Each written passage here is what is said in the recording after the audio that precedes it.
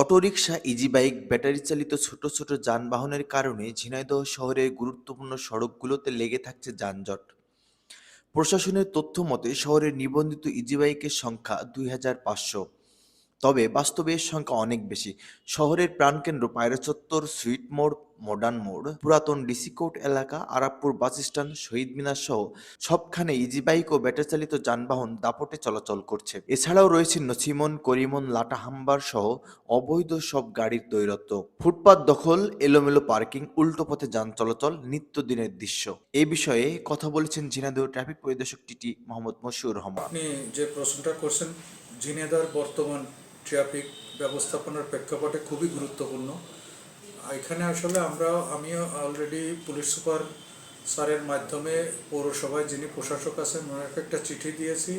পৌরসভায় ইজি বাইকের সিলিং হচ্ছে ২৫০০। তো আমরা ইতিমধ্যে চিঠি দিয়েছি যে এই ২৫০০ ইজি বাইককে দুটো কালার করে, দুটো অপোজিট কালার করে, হয়তো হলুদ একটা লাল, বা সেই কালারটা ঝিনাইদহে যারা বিভিন্ন স্টেক হোল্ডার আছেন বা পৌরসভা কর্তৃপক্ষ তিনারা নির্ধারণ করবেন।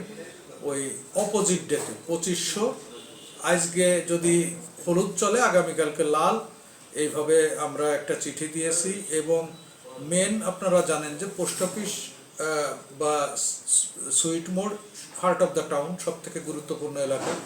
তো রাস্তাটা খুবই চিপা এবং গার্লস স্কুলের জন্য, গার্লস স্কুলের ছাত্রীদের উঠানো বা নামানো দুইটা শিফট, 11টা, 11:30 পর্যন্ত একটা, 12টার থেকে আর একটা, এই যে দুইটা শিফট এক টাইম এক জায়গায় হয় এবং তাদের উঠানো নামানোর সুযোগ আপনাকে দিতেই হবে। এই জন্য প্রচণ্ড একটা রাশ হয়। আর এর বাইরেও এই ২৫০০ লাইসেন্স পৌরসভা দিবে, এর বাইরের থেকে বিভিন্ন রিমোট এরিয়া থেকে অনেক ইজি বাইক চলে আসে, যার জন্য আসলে যানজট হয়। আমরা প্রতিনিয়ত চেষ্টা করছি, যারা পোস্ট অফিস কেন্দ্রিক দাঁড়িয়ে থাকে বা পার্কিং করে থাকে সেগুলো আটক করা হয় এবং জরিমানা করা হয়।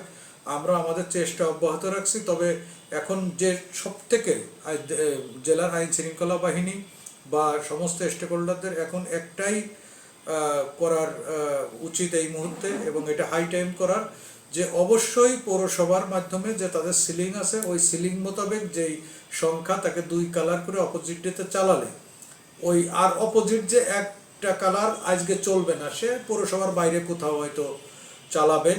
এবং তাহলে এটা চিহ্নিত হয়ে গেল যে কোনগুলো পৌরসভার নিবন্ধনভুক্ত, কোনগুলো নিবন্ধনভুক্ত না। তাহলে আর বাইরের ইজি বাইক শহরে আসার সুযোগ নাই এবং শহরটা সুন্দর হবে।